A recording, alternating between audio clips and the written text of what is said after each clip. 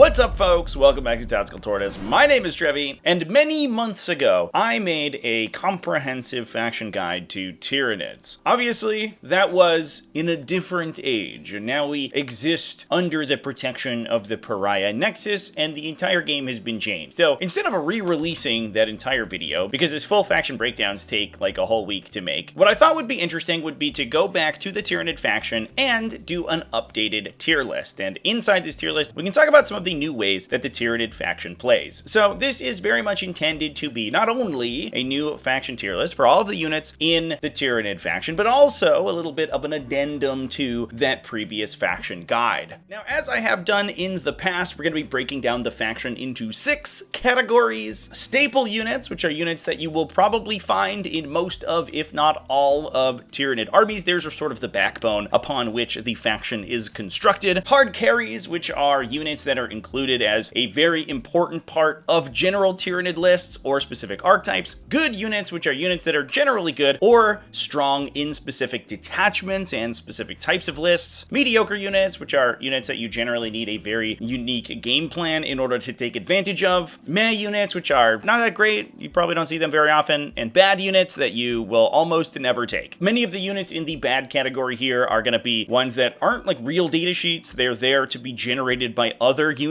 around the table. So oftentimes the units in the bad category here just have a data sheet so that they have rules associated with them, but aren't really intended by the designers to be included in your armies. So with that, let's dive in. We're starting this list with the Barbgaunts, and I'm going to go ahead and slam these guys into the good category. Barbgaunts are actually a really interesting data sheet, especially with the new auras available to Tyranids. They are incredibly efficient, only 11 points per model for a fairly high volume, pretty solid ranged attack with an additional suppressive effect on top of that. And when you can apply lethal hits or other effects to them, especially with units like the Foot Hive Tyrant, these guys go absolutely crazy. So I am a big fan of Barbgaunts right now. I think that masked Barbgaunts could certainly be an archetype that sees play, especially if we are in a position where masked infantry becomes more popular in the future. Right now, we are in a position where a lot of armies are taking lots of light infantry units, lots of little tiny 5 model units, and Barbgaunts do have the potential to be able to trade with those units fairly efficiently. 10 Barbgaunts are difficult to kill. They're representing 20 wounds at T4 with a 4+ save, which is solid, and they're only 100-ish points. And with a bunch of blast weapons, they can go into 5 model enemy utility units and almost be guaranteed to kill them, which is pretty solid. The big downside of this unit is their physical size. They're mounted on 40mm bases, so they're actually very large, especially if you're taking like 30 of them. So you run out of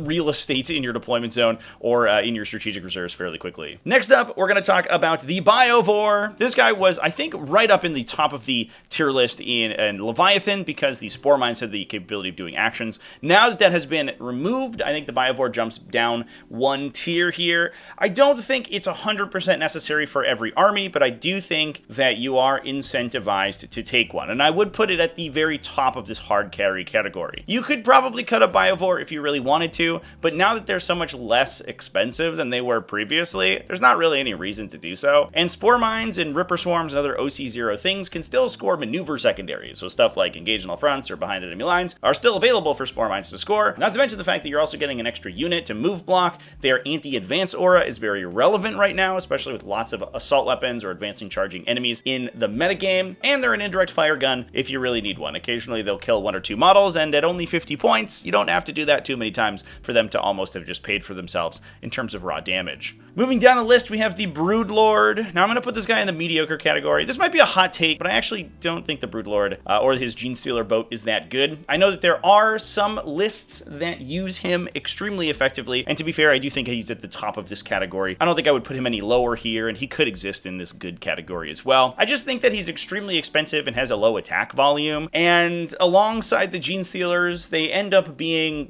kind of a weird weapon profile. They're not very good against armored vehicles. They're okay against infantry, but they are usually punching into infantry that is significantly less expensive than they are, so you're paying a lot of points for a scouting unit, which is okay, but not necessarily something that Tyranids will need. I just wish this guy was less expensive. I think if he was around the, I don't know, 60 point-ish category, I would like him a lot more, or if he had more attacks. I don't know why he has less attacks than basically every other Tyranid combat character, despite the fact that he's more expensive than they are. It's just a weird thing for that guy. Moving on, we have the Carnifex. Now I'm going to put the Carnifex in the good category here. Probably, I would say next to the Barbgaunts. We'll probably go one step ahead. They're mostly there for their synergy with Old One-Eye. Old One-Eye can be taken with or without Carnifexes, especially if you have other ways to improve his accuracy. He doesn't necessarily need Carnifexes to be effective, but he also makes the Carnifexes very good. So if you are playing an army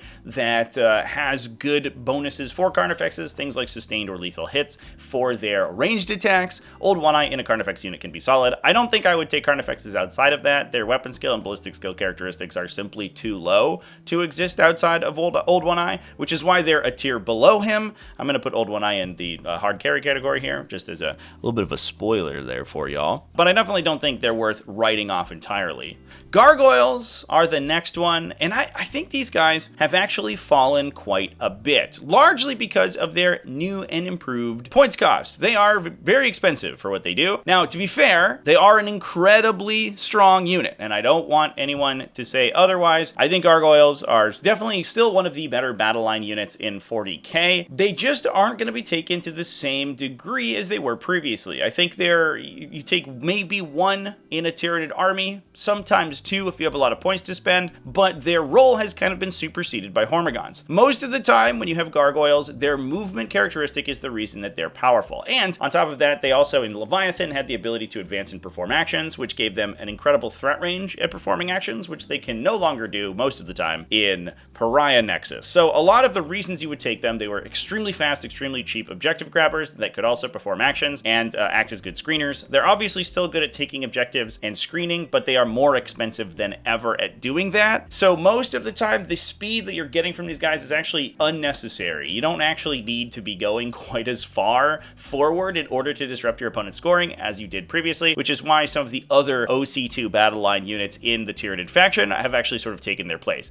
I still think that Gargoyles have a place. Having Deep Strike built in is good already. Being able to shoot and scoot is extremely strong, and having that speed is incredible. I still think you probably trying to take at least one Gargoyle unit in many lists to just to have that threat range of objective flipping available to you. However, they are so expensive that you end up losing out on other options if you take too many of them. The Deathleaper is the next one, and I think the Deathleaper is kind of in the same spot. One thing that I have been finding in the Pariah Nexus Tyranids is that Lictors are incredibly strong, and the Deathleaper being a Lictor seems like she would be taken in every list. The downside is that she has the character keyword, so turns on assassination in many instances where Tyranids can kind of dodge assassination by not presenting their big monster characters or simply only having characters that are hard enough to kill that your opponent has difficulty scoring it. Deathleaper is just sort of a regular statted unit who's oftentimes aggressively up the table, so your opponent oftentimes scores assassination off of her. On top of that, she's also 30 points more expensive than a Lictor, I believe, so you almost get 2 Lictors for the price of 1 Deathleaper. And while Deathleaper is marginally more effective, being harder to kill, the biggest thing that you get out of her is her leadership debuffing aura, which I think is still good. And to be fair, with how strong the Lictor profile is, on top of that leadership debuffing aura, if you have the points for Deathleaper, I still think she's incredible. The downside is it's oftentimes hard to find the additional points to fit this model in. It's basically like the Gargoyles as well. All of these units are really strong, the downside being that they also are expensive, and that's just difficult. Let's move on and talk about some aircraft. I'm gonna lump together the Harpy and the Hive Crone here. I don't really rate these units. I don't think the Tyranid aircraft is particularly well statted for what you get. The Harpy is probably the better of the two, with the ability to generate Spore Mines and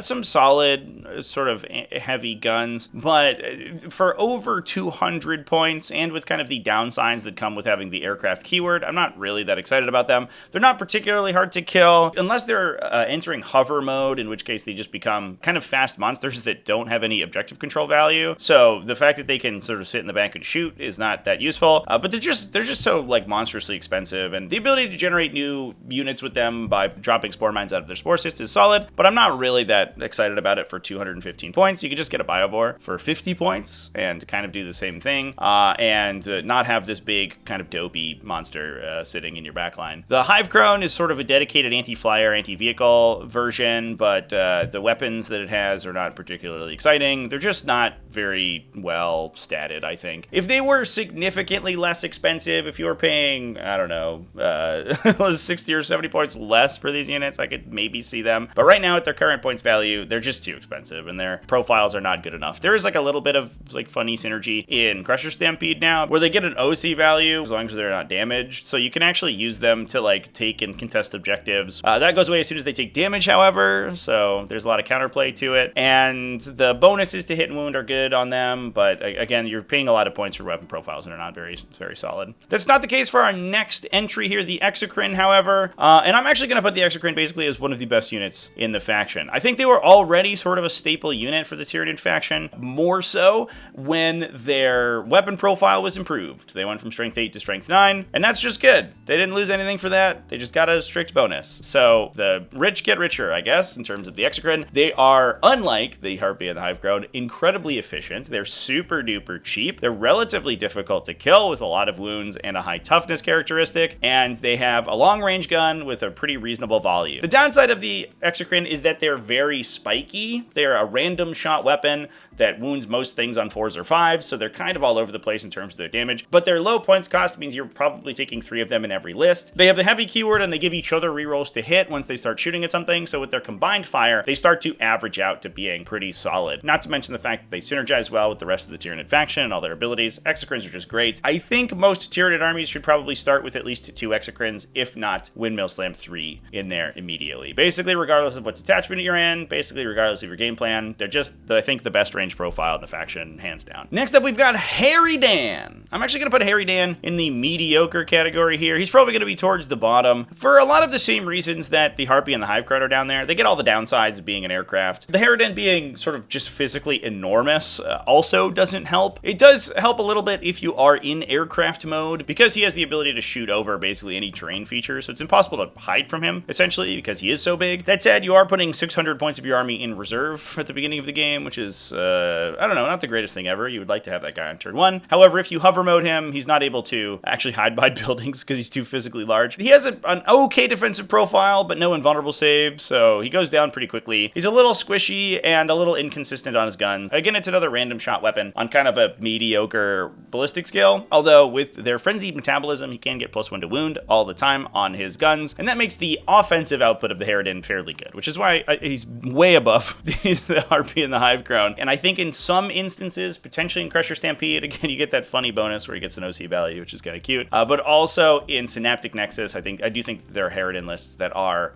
I don't want to say good, but probably playable, and you could make them work if you tried hard enough. Something that is kind of the opposite, though, is the Hive Guard. These guys are going to go down in this meh category again. They're just ridiculously expensive and have terrible range profiles. I don't know if there's much to say about them. They have an indirect fire weapon, which is nice, except that its profile sucks. And for 33 points a model, it's not good enough. I don't really rate Hive Guard almost at all. You'd almost be better off like spamming Biovores if you actually wanted to take mass indirect fire. I think that might literally be the case, actually. I think Biovores might actually just be more effective. I think if their shock cannons had devastating wounds, so you could fire a Haywire profile that was anti-vehicle devastating, you would definitely be considering them because they would be very specialized in an anti-vehicle role. But given the fact that even their anti-vehicle weapons are low volume, only AP1, so most of the time your opponents are saving on 2s or 3s, it's just not that great. The Hierophant over here is going to be another one. We're going to put him in meh category in the back. There's a lot of, I think, Hierophant stands out there, and he definitely is a cool and defensively oriented profile. You could definitely make Hierophants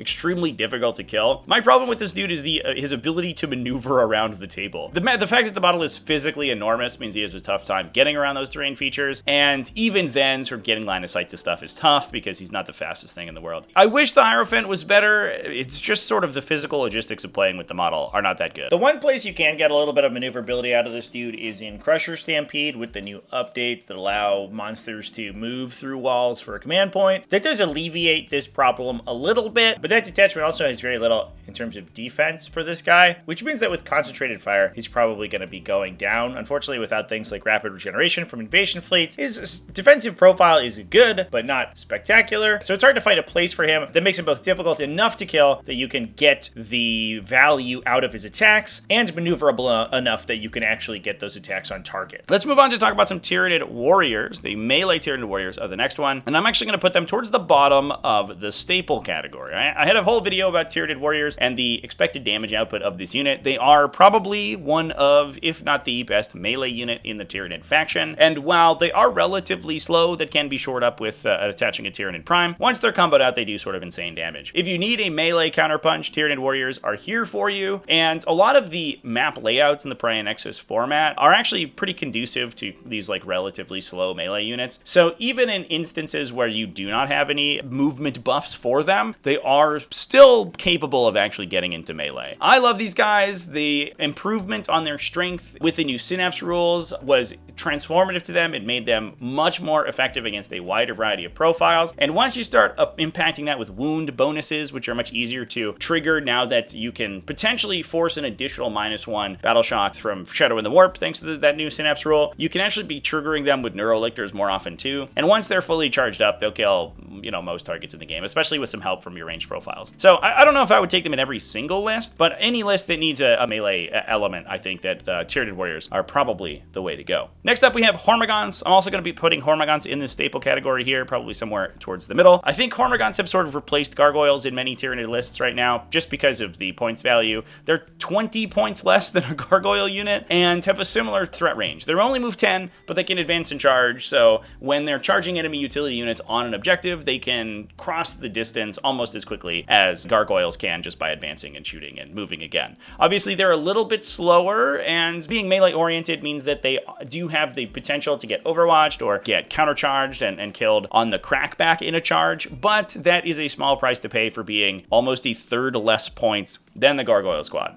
Most of the time, if you have trouble fitting Gargoyles into your list, you can just sub them out for Hormagaunts, and you get more units of them, which gives you much more redundancy when taking those objectives. Although obviously they don't have quite that same level of reach that Gargoyles always have had. Haruspex is the next unit. I'm going to place these guys in the good category. I think they're great in a couple detachments. Crusher Stampede loves to have extremely efficient melee options, and the Haruspex is a perfect inclusion in there. The Synaptic Strength bonus is also huge for these guys, and they're also good as a Harvester in an Assimilation Swarm detachment, so lots of times that you would be playing the Haruspex. I don't think that they're good in every single list, which is why they're in this good category, not in they're not a hard carry, but I do think that they are strong in those detachments that make use of their billion melee attacks. That moves us on to Genestealers. I think Genestealers are also kind of in this category somewhere over here. They're a solid forward operator, and I have seen lists playing just units of 5 Genestealers as a little bit of a road bump in the center of the table and to act as a utility unit, and I think that that is fine. It's once you start taking the larger Genestealer squads with the attached Broodlords that the unit starts to get kind of exorbitantly expensive, and that's where I think things kind of fall apart with these guys. Just the Genestealers themselves are fine. They're a solid melee profile. If they have the Synapse buff, they're killing most infantry in the game fairly effectively, even sort of 2-wound medium infantry, and at that point they're trading either evenly or down, especially against enemies on objectives, and I think that's very appropriate. So they're a solid utility unit that's also good at punching, which is pretty good, and if you want to, you can combo them with the Broodlord and make a high volume attack, sort of very aggressive melee unit, although most of the time they're probably hitting something that is not worth as much as they are. We've got the Spore Mines next, the standard Spore Mines and the Mucolid Spore Mine. I'm just going to windmill slam these guys into the bad tier. As a data sheet, these are not very good. I would not actually purchase them for your army. I would be taking other units that can actually do things. However, as a unit being generated for free by other units like the Harpy, the Sporocyst, or the Biovore, they're great. If they're free, they're perfect. If you have to pay points for them, they're not very good at all. The Neurotyrant is the exact opposite, however. I'm going to actually put him at the very top of the list, right at the top of the staple category. I don't know if it's particularly controversial to say that I think every tiered list should include a Neurotyrant, and I think that's kind of the intended design of the faction. The Neurotyrant basically really makes Shadow in the Warp a functional mechanic, and especially now that you can stack multiple leadership debuffs when you're Shadow in the Warping people, thanks to putting Synapse creatures next to them, the Neurotyrant is even more powerful. He's also a pretty good utility guy. He has a pretty long range torrent weapon, which makes him good at like sort of screening. A lot of times your opponents, like little utility units, like 3 or 5 man units coming out of reserve or dropping down via deep strike, don't actually want to jump within range of the Neurotyrant because he'll just kill them, or at least he'll threaten to kill them. The math is actually a little bit shaky on whether he kills 5 models with an overwatching flamer shot, but you never want to take the risk. You don't want to be jumping a unit next to a Neurotyrant and then potentially just losing them sort of off the cuff. You also oftentimes will get those overwatches for free thanks to the updated Hive Tyrant rules, which I'm sure we'll talk about in a sec. So that's kind of a free roll in many instances. And he can also chip in damage sort of later on in the game. Oftentimes what he does is he holds down a backline objective, or he screens out a corner of the table, and he's a little expensive for that role, but in round 2 or 3, once the Shadow in the Warp has been used, and you don't need to preserve him in order to get your -1 leadership when you're shadowing people, he can run up in the center. He's relatively tough to kill, especially if your opponent's trying to deal with your other monsters, and he's just a little infantry sweeper and can even chip into heavier vehicles as the game goes on too. Also, the Neuroloids are even more important now because you can assign +1 strength to melee units before they go into the fight. Giving +1 strength to things like Hormagaunts or Genestealers before they run in and charge out of your normal Synapse auras is incredibly important, and keeping the Neuroloid's position in mind at the beginning of your command phase is important, so he always wants to sort of be within 18 inches of your most valuable melee units at the start of your turn. The Neurotyrant's just all W's, and the fact that he can join Zoanthropes now even gives him an additional use case. You can also use him as a sort of instigator for a combat brick. He could join this big Zoanthrope unit, give them all +1 to hit, and have this shooting platform that can sort of late game for you. This might be controversial, but I don't really rate Zoanthropes so much, especially once the Neurotyrant is attached. They get extremely expensive and have a ridiculously low attack volume. You're probably better off spending your points on more Exocrines, in my opinion, but I do think it is still an interesting and a sort of valuable option in case you really need those big strength 12 guns in your list and you need them to be more reliable than they are innately. And that moves us on to the Lictor. This is another unit that I think should be in most Tyranid armies. With the new introduction of 1 CP heroic intervention, units with fight first are insanely valuable, and Lictors are one of the cheapest instances of an annoying little fight first unit ever. Lictors, like, single-handedly can prevent your opponent from wanting to engage you with their little chaff clearers. If you have a unit of,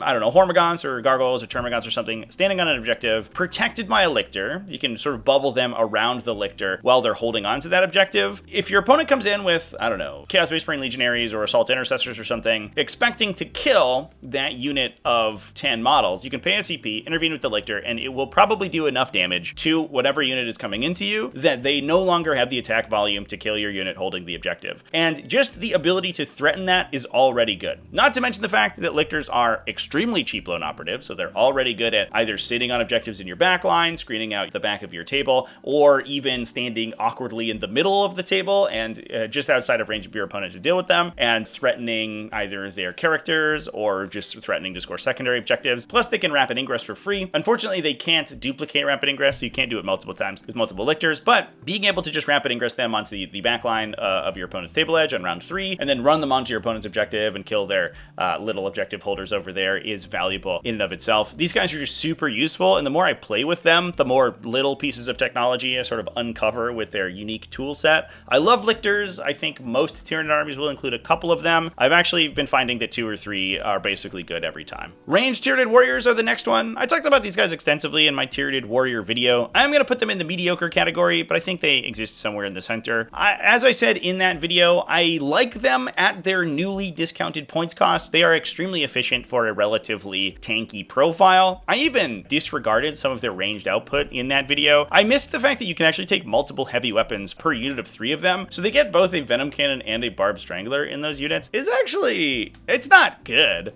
but it's not terrible at the same time. They're very good at clearing other chaff infantry, and just taking units of 3 of them that have 15 melee attacks and a boatload of pretty solid ranged attacks are extremely good at just trading for your opponent's units of 10 T3 infantry or whatever they're throwing into the middle of the table to fight you. The downside is that they're slow, but they are difficult to kill if your opponent isn't really committing strong resources to dealing with them, and they're also good at fighting other similarly cheap units that your opponent might have. Moving on, we've got the Toxicrene. I'm going to put this guy in the mediocre category. I think that he's definitely more interesting of an inclusion than he was before the Pariah Nexus update. The June update made large models with these big wiggly arms much easier to maneuver around the table, since now the model for a base measuring unit no longer counts for positioning while you're moving them, meaning that this dude can fit through crevices and doorways and hallways and things as long as his base can move through, and as long as he has a landing zone where his model can be placed. It's still going to be kind of restrictive since the model is so physically massive that there are going to be some instances where he simply can't stand next to buildings and things like that, and that's unfortunate. The model was definitely designed with a unique identity in mind, but definitely not designed to actually be playable on the table. And on top of that, it also just kind of is mid, I guess. It's a high volume anti-infantry attack, which you don't really need in Tyranids, to be honest. Tyranids are pretty good at clearing out enemy infantry just innately. Most of their ranged weapons have blast. They have the ability to take just massive amounts of really cheap anti-infantry blast attacks. So buying a big expensive monster that also does that doesn't really feel super necessary to me. The nice thing that they do is that they can pulse mortal wounds at the end of your movement phase, which is a cool ability to have, but I don't think it's worth the price tag on the Toxicrene, so I still don't really rate them, despite the positive improvements that they just got. And that moves us on to the winged Hive Tyrant. I'm not going to put this guy up in the hard carry section. Hive Tyrants, I don't want to say they got strictly buffed because they can no longer duplicate stratagems anymore. However, they did get, at the very least, a side grade because they can now discount the CP cost of stratagems regardless of the stratagem type. So they can give you free command rerolls, they can give you free heroic interventions, they can give you a wide variety of stratagems that have had their cost reduced in Vanguard Onslaught as well, and in several other detachments where there are stratagems that target multiple units. They actually lost the clause that prevented them from using their stratagem discounting abilities on those stratagems, and so now you can use their aura on a multi-target stratagem, which is huge. So I think Hive Tyrants are definitely still sort of the heart and soul of the Tyranid army, and the fact that they got +1 strength from their Synapse ability is also huge. They're just slightly better at killing basically almost anything that they run into. T9 or 10 vehicles, so sort of like light to medium vehicles, and T5 heavy infantry, they all have a bonus against, which is super nice. Also, Paroxysm is really important as well. It allows you to potentially tank fight firsting units or units that are charging into you, so you can significantly reduce the output of melee units that you're trying to engage with. It's just super useful. And the Winged Hive Tyrant being cheaper and more self-sufficient than the Foot Hive Tyrant means that even outside of Vanguard Onslaught, which is the #1 place you'll take this guy, I think that there's still going to be a lot of instances in which you'll play him. Speaking of Vanguard Onslaught, let's talk about the Mawloc as well. I'm going to put the Mawloc down here in the good category. I think Mawlocs are extremely good in Vanguard Onslaught. I don't rate them outside of Vanguard Onslaught, which is why they get to be in this category. Otherwise, I would put them probably a tier higher if you took them in more often, but their ability to deal mortal wounds and then use the Vanguard Onslaught stratagem to downy-uppy, as it's been said, because they go into the ground and then pop back out because they are now Vanguard invaders, makes the Mawloc extremely effective. They're able to deal multiple instances of mortal wounds over the course of the game, which starts to add up, especially if you're starting to whittle down hard targets that will get sort of destabilized by the Mawloc constantly jumping up and down on them, and once they actually get to the fight, they're much easier for things like your melee warriors or your ranged attacks to take out. In addition to that, they also have the potential of forcing extra battle shock checks on your opponent, which is super useful as well. I just think Mawlocs are really good specifically for that detachment. I don't know if I would play them anywhere else. I actually think I wouldn't, but in Vanguard Onslaught, I think they're incredibly strong. Venomthropes are the next one. I'm actually going to put them down in the mediocre tier here. I think Venomthropes have lost a lot of real estate with with nerfs to the Unending Swarm detachment. There are some instances in which I would take Venomthropes, and I think that's specifically if I was playing something like an invasion fleet with a lot of Termagants and a lot of these lighter infantry that I was trying to regenerate with teaming masses and with the Turbigon effect. If you aren't in a detachment that is taking tons of solely infantry units, so things like you may be Tyranid warriors in some instances, and obviously the Termagants, then I would consider it because that stealth bonus is a big deal. And outside of those instances, though, the Venomthropes obviously aren't that good. I think that there would be an argument for them if they affected straight up infantry units with their stealth bonus. The problem is that many of the most powerful and brickiest infantry units in the Tyranid faction have monsters attached to them, and as soon as the monster keyword gets applied to a unit, the Venomthrop aura stops working. It stops giving them stealth. So there's like anti-synergy. You want to be taking them with Tyrant Guard or with Zoanthropes, but if those have attachments in them, then suddenly they don't get the benefit. So they're only really good on these really light infantry, and the lists focusing heavily on light infantry have been nerfed significantly, with the effect now that the reinforcement stratagem that Unending Swarm has can only be used once per game. So Unending Swarm significantly less powerful, which I also think has brought down the power level of the Venomthropes, and most of the time I wouldn't be taking them outside of extremely specific situations. That's kind of the same deal with Von Ryan's Leapers. I liked Von Ryan's Leapers in Vanguard Onslaught in the context that they could use a Neuro node to redeploy themselves before the game began. Now they must redeploy before the first turn roll off, which has made Neuro Node a significantly less exciting enhancement. And I think that gives you a very narrow niche of where you want to take these guys. They're fights first with a really high volume of kind of mediocre melee attacks, which is extremely good if you are fighting against an army taking lots of light units that is entirely melee oriented, which is basically boils down to like Green Tide Orcs is the situation with their good, and maybe some varieties of World Eaters. Blood Angels potentially, but Blood Angels can sort of tank through. Anytime you're at a 3+ save, and especially the Canarvon of Contempt, you can tank through the Von Ryan's Leapers attack, so you actually don't take that many casualties, and then you just kill them on the swing back. So you have to be low, like armor save, kind of low defensive stat, and be almost entirely melee oriented. Have very little way to shoot these guys down before you get into them. And in those instances, the Von Ryan's Leapers rule the table. They're very difficult to engage with. They're extremely good at just punching down units to try to kill them, and for a relatively inexpensive points cost. In every other situation, though, you would just wish you had Lictors or you had other lone operative effects. And I think the Lictor is really kind of the nail in the coffin for the Von Ryan's Leaper. For every 2 Von Ryan's Leapers, you get a whole Lictor, which is just basically the same thing, but at a dramatically better profile. Obviously, the Von Ryan's Leapers concentrate more of that power into a single unit, so their fight activation is stronger than one Lictor, but they're way worse at utility, and they also can just get shot at. So, I'm not really rating the Von Ryan's Leapers right now. If you are facing like literally nothing but orcs, then I would certainly consider them, and nobody has any guns that can shoot them down.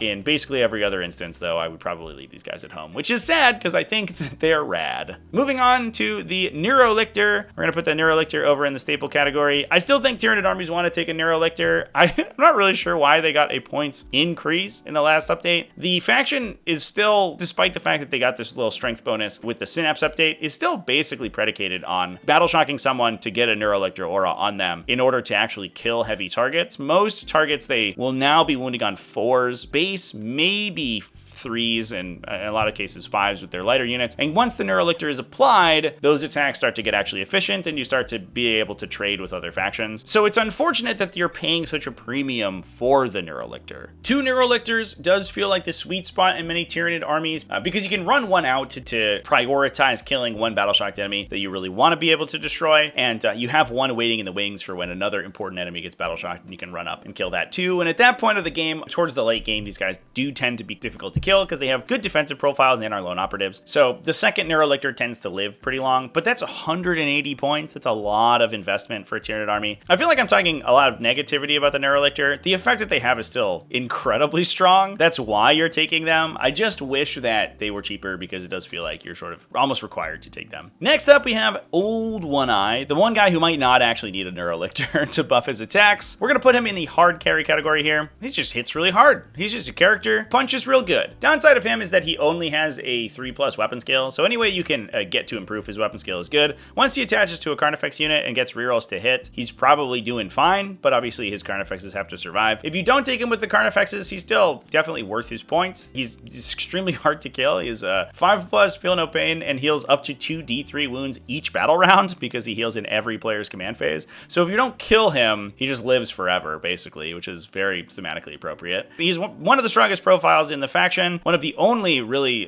sort of independently strong melee profiles in the faction, and being taken as a melee counterpunch instead of or alongside sort of the melee warriors that you could have. In addition, I think he's just solid. That moves us on to the Sporocyst. I'm gonna put the Sporocyst in the meh category here, mostly because it generates new units. There are some very niche instances where you can use mucilid spores to some effect, so there are some like very specific archetypes where you would take this guy. That said, I still don't like him. He's got an OC value of 0, so he doesn't even hold objectives outside of maybe Crusher Stampede, but then your opponent just shoots him for 1 wound. You see, he loses OC value, and you're paying still kind of a lot of points for a really, really mediocre range profile. It's not terrible, but it's not good. So if you don't have an extremely specific plan for the Sporocyst, I wouldn't really rate him. If he could drop Spore Mines further out than 18 inches, I think it would be good, because he would start to score maneuver secondaries much more often. Or he wasn't objective control 0. I think I would be much more interested to play this guy, but he's taking up a lot of real estate in your deployment zone and not really doing too much besides generating you sort of mediocre Spore Mine units. Moving on, we've got Ravagers. Ravagers I'm going to put in the good category. They're just an incredibly strong utility unit. They have an upbeat downy built in. They have a trillion twin-linked melee attacks. They kind of work like a Von Ryan's Leaper that hits harder but does not have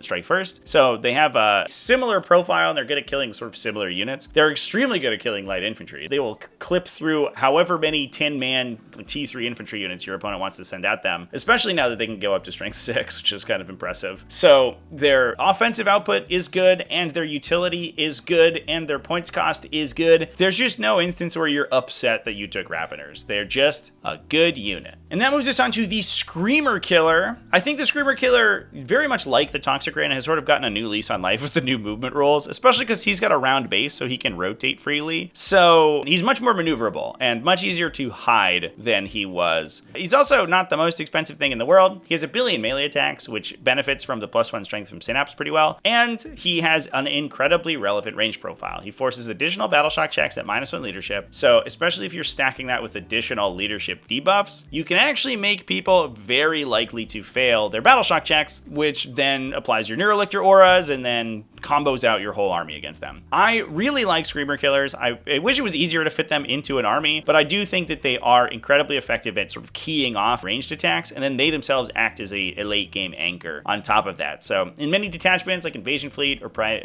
Synaptic Nexus, then they are sort of extremely effective. I want to put them somewhere over here in the good category, probably over here somewhere. They're a very useful combo piece that also can punch pretty well, and I don't know if I have much else to say about them. The Tyrannocyte is the next one. This might be controversial, but I'm just gonna call this dude just bad. It's just not a very good profile. It gives you the ability to turn 1 Deep Strike, which is cute, but the sort of unique transport mechanics that it has makes it extremely restrictive on what it can embark, and it's very expensive for that opportunity. You're paying 100 points, and you can only take up to 20 infantry or a single monster. This means that you can't take conjoined units like Tyrant Guard and a Hive Tyrant attached to them, not that I'm sure you would. There is maybe the opportunity to take the Swarmlord in him, but then you're not getting the Swarmlord's extra command points early on in the game, and you're paying extra points for already one of the most expensive characters in the faction. So I don't know if that's like particularly useful. And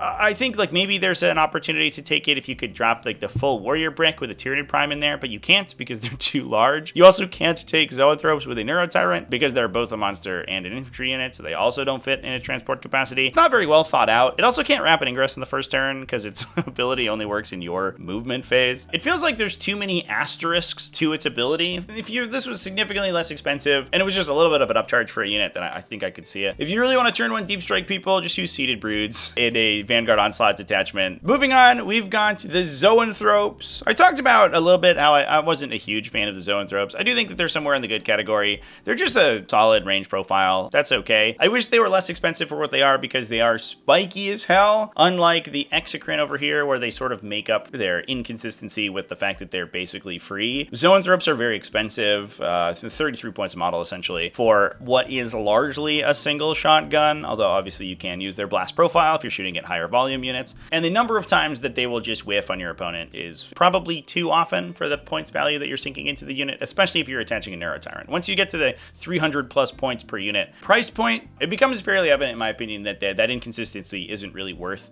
that points cost. If they were a little cheaper, I would like to take them more often, and I don't think they're bad. I think they're just fine. I just think that they are a little too expensive. Moving on, we've got the Norn Emmisary. I'm going to put this thing in the carry category here. This guy got a lot of kind of secret buffs. Obviously, the +1 strength is the big one. Just the ability to actually punch through T9 vehicles now relatively consistently and kill them is a big bonus to the Emissary. The downside of the Emissary was that it was almost entirely just a damage sponge and didn't really do anything to your opponent. A permanent +1 strength is just a good buff. It's also a synapse creature that's almost always in a relevant position on the table. It's like basically just camping the center objective, and that means that its own +1 strength aura is always in a good spot, and its own -1 leadership aura for the Shadow in the Warp Chest is also almost always in a good spot. It also gets a protection against devastating wounds back now. They have a 4+ Feel No Pain against devastating, and they now get that instead of not getting it, which they got previously because it was only against mortal wounds. Now that devastating has reverted to being against mortal wounds, there is a lot of random profiles in the game that this thing is actually very difficult to take down with. And if you can stack that with other defensive buffs, especially in Synaptic Nexus with like the Armor of Contempt that they have available, the Norn Emissary is just super tough to kill and actually punches good now. I like the Norn Emissary. There's a lot of lists going around that are rocking several of them, and I think that they're just good. Moving on, we've got the Biovore. We're going to put this guy also in the hard carry category here, just as a bit of a damage combo. He can give ignore cover to ranged weapons, and that's good. The downsides of the Biovore, I think, are its like very slow speed and its large model for what you get. It's obviously just a single infantry guy,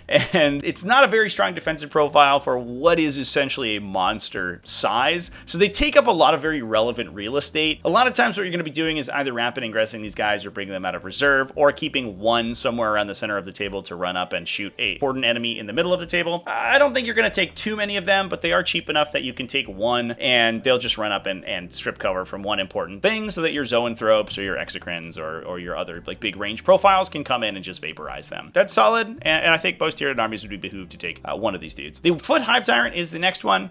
I'm actually going to put them a little bit lower than the Winged Hive Tyrant, but that distinction is probably sort of academic. They're both very important, and the Foot Hive Tyrant now getting a lethal hit aura for ranged attacks makes it super strong, not to mention that the Assault aura is always good, although a little bit less good now that it doesn't also provide you the ability to perform actions. I still think that this dude's just going to be sweet. The fact that he's a little tougher than the Winged Hive Tyrant is also good, especially once that's combined with other defensive mechanics. It lets you play the Foot Hive Tyrant a little bit more aggressively than you would the Winged Hive Tyrant. And the +1 strength affecting all of his melee weapons from his Synapse keyword gives him some Twin Link Strength 10 weapons, as well as some additional Strength 8 weapons, which actually makes the melee loadout for the Foot Hive Tyrant like really impressive. He's got 4 Strength 8 attacks and 6 Strength 10 attacks with Twin Links. He's really good at knocking down, especially like sort of light vehicles and medium infantry. This dude will just scythe through a bunch of like Gravis armored guys or Terminators or something. I like his newfound profile a lot, and his aura, as we talked about with the Winged Hive Tyrant, I guess got side graded, but is now much more functional. And if he's already up in an aggressive position, he's potentially threatening your opponent with heroic interventions and stuff like that, which is where he wants to be standing anyway. Next up, we've got the Neurogaunt. I'll put the Neurogaunt here around the bottom of the good tier. I don't think I have anything bad to say about the Neurogaunt. They're just an incredibly cheap unit that has an OC value, and that's just a good thing to have. Most of the time, you have a couple extra points to upgrade these dudes to Termagants or Hormagaunts, and in which case that is useful. And there are some instances where you take big units of Neurogaunts in order to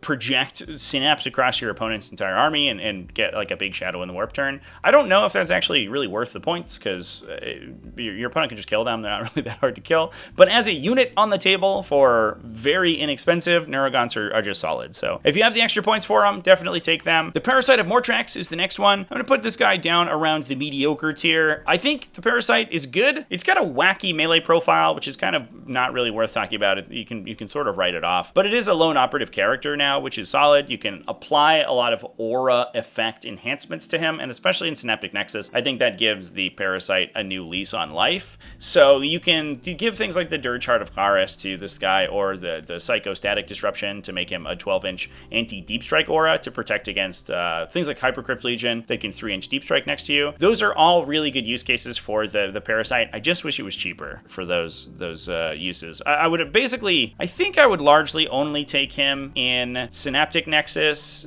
There's maybe some arguments to take him in some other detachments where getting a fast Synapse unit that can apply the Synapse buff to somebody is important. You almost get a whole Neurotyrant for the cost of this guy, and you could just be playing a more aggressive like Neurotyrant that can Neuroloid those models anyway, and then you don't need to give a character away in order to get Synapse on them. So like, I don't know. I just think he's a little too expensive for what you get, but I definitely don't think he's bad, and the lone operative, the sort of independent lone operative character is unique in Tyranids. There's no other lone operative characters that are not epic heroes. So that then can be buffed by enhancements in the faction, and that gives the Parasite of Mortrex at least something to do. Next up, we've got the Winged Tyranid Prime. I think I'm actually going to put this guy sort of somewhere around this tier. He doesn't really do anything by himself, but as an enhancement to the melee warriors, he's really good. If you're taking melee warriors, you are probably taking a Winged Tyranid Prime in order to make them slightly faster. If you are taking them in Vanguard Onslaught, you are certainly taking a Winged Tyranid Prime.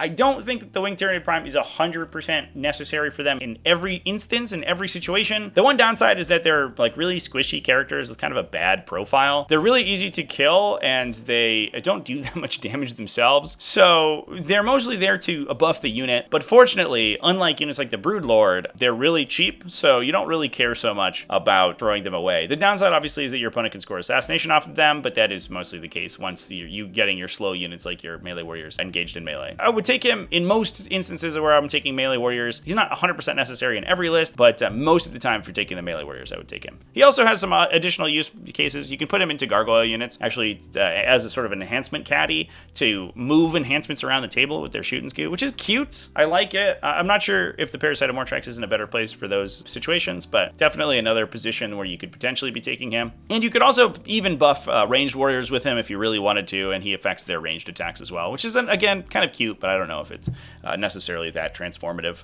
Moving on, we've got the Trigon. I'm going to put the Trigon over here, sort of in this mediocre category. I'll probably put him here. I think he's good in Vanguard Onslaught, and I think there are other instances in which he's good. He's basically one of the best rapid ingresses in 40k. He's almost impossible to screen out. So a lot of times what you can do is you can get him right next to an opposing unit and in a position where he's just barely out of line of sight of all your opponent's big guns, and then he just runs in and kills whatever he rapid ingress next to the next turn. The problem is that he's ridiculously expensive for that effect, and he's also very inconsistent. His attack profiles are really good, especially with the +1 strength from the new Synapse ability. However, they don't punch up very well, and they're kind of mid AP. So if he underrolls his hit or wound roll, or your opponent has Armor of Contempt or something, a lot of times they can blank him, and that's just unfortunate. I wish you had rerolls or something, just a little bit of extra oomph so he could more solidly kill whatever he charges into, because right now it feels like he rapid ingresses, he charges something, and he's got like a coin flip chance of killing it, which for 170 points is not really what you want to be doing, but he's definitely not a bad option. And also, as kind of like a super heavy utility unit, he's really good. You could just use him to score like behind enemy lines once per game, and then just muck with your opponent's backline for the rest of the game. This guy would love nothing more than to just kill 5 Space Marines every turn and clear your opponent's entire deployment zone of all of their units, which in some instances he certainly does. Although obviously you have to watch out for things like Omni Scrambler auras, because they will supersede his 3-inch deep strike roll. But that 3-inch deep strike roll is really good, so nothing bad to say about this dude. Next up, we've got Termagants. They're OC2 guys that are cheap and have a reactive move. Just solid. They can no longer advance and perform actions like they could in Leviathan, which definitely takes them down a peg, but I don't know. I think they're just a really good utility unit. High OC, super cheap, just nice. You can also take them obviously in large numbers with Tyrannocytes and Venomthropes and things like that to make some detachments have a little bit more mid-board presence with these high volume units. I don't know if I'm that excited about those post the changes to Unending Swarm, but I do still think that it's worth talking about too. Next up, we've got the Maleceptor. I do think the Maleceptor's actually kind of gone down in its market share more, not because of anything in particular, but largely just because of the fact that I think Tyranids have other good options now that kind of fulfill that role. You can sort of fill the middle of the table with lone operatives, which sort of does a similar thing to the Maleceptor, where your opponent has a really difficult time engaging with them efficiently in order to actually take the middle of the table. And I've found that as the meta has evolved and the kind of average power level has changed and adjusted, the Maleceptor is no longer the super tanky unit that it once was. Like this T11 4+ invuln, potentially a 5+ feel no pain in invasion fleet profile is not sort of an obstacle to most armies now. Most armies will just kill him regardless. And that was really where the Maleceptor shined. You wanted your opponent to at least have to over-dedicate a bunch of attacks into him to get rid of him, and I've been finding more often that that is no longer the case. Especially, I'm finding that a lot of profiles have, for example, a high volume of attack that has just enough AP to get to his invulnerable save, and then just overload that invulnerable save and blow him off the table, and that makes the Maleceptor pretty sad. I still think he's very good,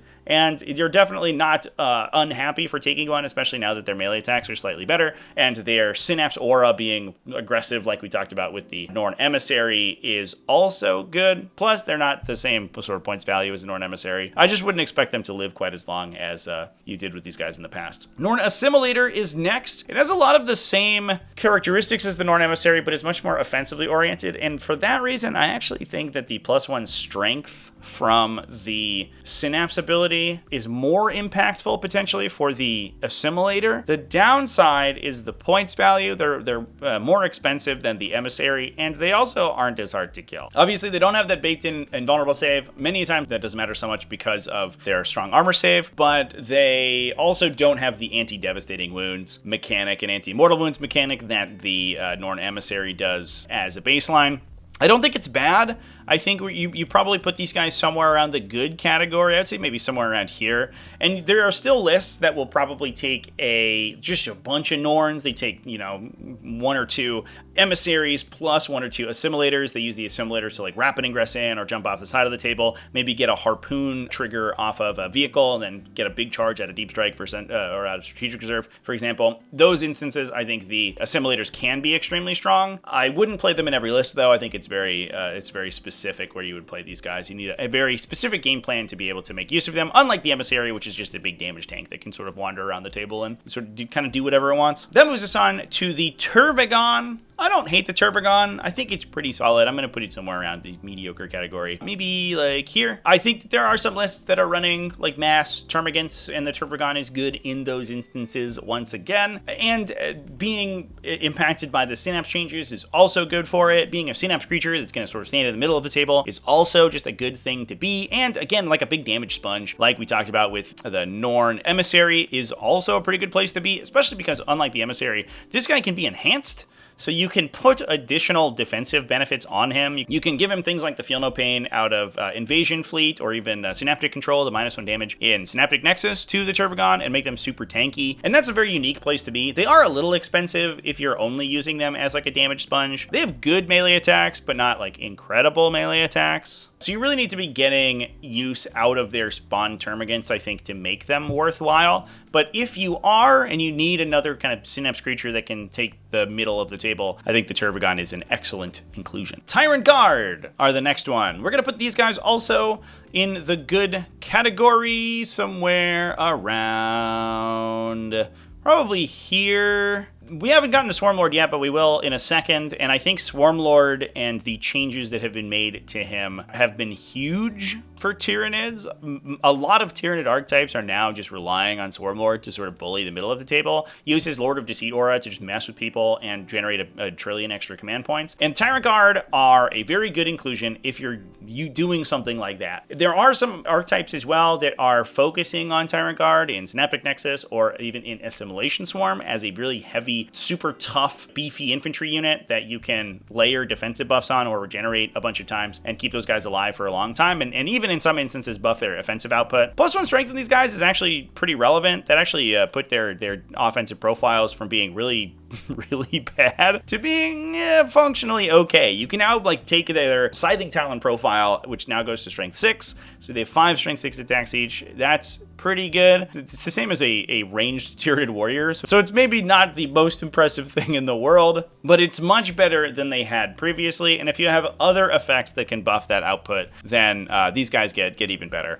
So they went from being kind of like big idiots to being kind of big, I guess, useful idiots. I definitely would not take them in every list, and I think they tend to be sort of a really expensive upgrade to Hive Tyrants, where if you don't have a very specific plan to keep them alive or to buff them in some way, then they're just going to make your Hive Tyrants more expensive and like tangentially easier to kill, because they actually do lower their toughness value until the bodyguard unit's destroyed, as well as making them take up more real estate on the table, which makes them harder to maneuver around and harder to hide out of line of sight. So there are some downsides to the Tyrant Guard units, but if you have a specific plan for them, I think they're going to be pretty solid. The Swarmlord is the next guy over here, and we're going to drop him up in the staple tier. I think we're going to put him somewhere over here above Tyranid Warriors. Unlike a lot of the other staples, I don't know if you're going to be taking these guys in like literally every list, but a lot of Tyranid lists are going to be focused very heavily on the Swarmlord because of that Lord of Deceit aura. Tyranids get wrecked in a lot of situations by enemy, especially defensive stratagems. Things like Armor of Contempt against an army that is almost entirely AP1 or AP2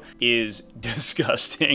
It really hurts Tyranids, and they're sort of really relying on battle shocking you before they attack you in order to more reliably get those attacks off. And Swarmlord just makes those so much less reliable. He makes all of those stratagems more expensive. He can mess with your Overwatch. He can mess with your Heroic Intervention. He can mess with your Fight on Deaths. Everything that you want to be doing against these guys, and especially sort of against like an aggressive melee push or even ranged units that are sort of playing up in the center of the table. Swarmlord is going to be able to support those and bully enemies that are in that position extremely well. He's also, this is important, and one of the things I sort of mentioned with the Tyrant Guard making him larger, the Foot Hive Tyrants are really small. I don't know if this gets talked about as much as it should, but their model's really tiny. And so with the new Pariah Nexus ruins in most of the layouts, obviously there are some layouts that are hugely open, but there are many layouts that have gaps in their ruins in sort of what should be solid walls, or they have these little line of sight blockers that you can hide models around. These Hive Tyrants can actually hide aggressively in those positions fairly well, and actually sort of get up the table despite the fact that their movement is not phenomenal. Once they get there, however,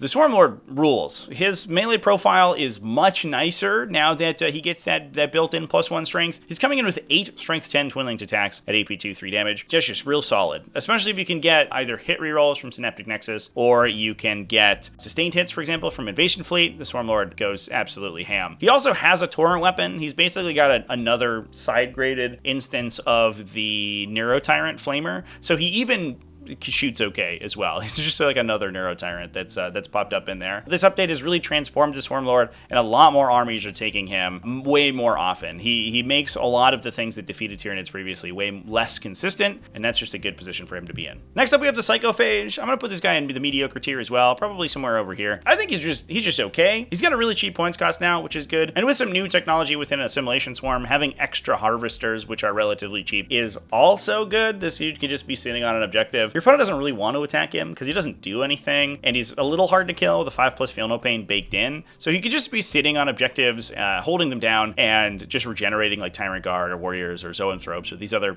bigger infantry units using that Assimilation Swarm benefit. He's also even playable, I think, in like Crusher Stampede. He gets that OC bonus when he's undamaged, so he's actually slightly better at taking objectives, and he can make the other monsters around him tankier, which is good if you're taking tons and tons of monsters. So I actually went from previously being really hard on this guy. I thought he was one of the most worthless profiles in the faction. To be fair, he was also like 25% more expensive, I think, the last time we'd done a tier list for this faction, to being just in specific instances pretty solid. The Ripper Swarm is the next one. We're gonna put him down in sort of the meh tier over here. I don't think Ripper Swarms are like unplayably bad. They're just not really what you want to be spending your points on. You could take a Biovore for the cost of like 2-ish Ripper Swarms, and it just does the thing that the Ripper Swarms do, which is score maneuver secondaries. But Ripper Swarms are a useful inclusion to sort of fill in points that you don't have anywhere else to spend, and getting an extra unit that can just sit on the table and screen out opponents and is potentially deep strike to score score, I don't know, area denial or something, and behind enemy lines in the late game. It's useful. It's not good, and I wouldn't really go out of my way to take these guys, but as a points filler, they're totally fine. Last but certainly not least, we have the Tyrannocyte. And there's been a lot of discourse about the Tyrannocyte recently. I think I'm actually going to put him up here in this carry tier. The Tyrannocyte is seeing a lot more play more recently because the Rupture Cannon gives Tyranids another potential answer to heavily armored enemies, because those super tough tanky profiles are difficult for a faction with sort of below average across the board attack profiles. The Rupture Cannon obviously is not that. It's a strength 18 AP 4, now D6 plus 6 damage gun rather than 2d6 damage gun. And one thing that a lot of people have pointed out that I think is a really good point as well is that their resilient organism ability, which can once per game turn an attack to 0 damage, is actually super useful if you're looking to fight similar profiles in enemy factions. The Tyrannocyte can shoot at a Gladiator Lancer or even a Leman Russ Demolisher. It maybe not one-shot it, right? Because it might be in cover, you might flub a shot. If you don't have either the heavy bonus on its cannon, so you're hitting on 2s and or rerolls to hit or other bonuses to hit, then you can flub, one attack or so. You get 1 through, do most of its damage, it shoots you back, you can blanket a damage, and then you get to kill whatever you're shooting at on the crackback. So it will basically trade up into most of these big profiles, and in best case scenario, just sit in the back of the table and plug away at like knights or aircraft or something all game with that big cannon, and that is something that Tyranids can't do anywhere else. Its other profiles, I think, do see some play. I'm not sure I understand them quite as much. The Acid Spray is a good kind of center table, mid-board threat, especially against sort of aggressive melee armies that are using like these medium infantry profiles, like a lot of Space Marines or something, where a D6 plus 6 Torrent will probably just kill, Assault Intercessor squad that's running at it. The downside is that it's awkwardly a Torrent that doesn't ignore cover, so a lot of times, a lot of its damage just gets blanked by solid armor saves that are just towed into cover or something like that. -1 damage also affects it pretty significantly, and you're paying 190 points for this thing, so I don't know if you're as excited about taking the shorter range profiles, but as a Rupture Cannon caddy, I do think that Tyrannocyte is an incredibly valuable inclusion in a lot of Tyranid lists. And with that, that is my updated Tyranid tier list. Let me know down in the comment section if you agree or disagree. Obviously, I think one of the most interesting things about these tier lists is the discourse around them. A lot of people have a lot of valid opinions about these units, and I think it's really interesting to see how people's perspectives and metagames change where they would rate these different guys. Big thanks for watching all the way to the end of the video. Thanks as well to everybody who supports the channel, either over on Patreon, patreon.com/tacticaltortoise, YouTube channel members, and Twitch subscribers. All you people are great, and I love you. Remember to keep it classy, folks, and have happy wargaming.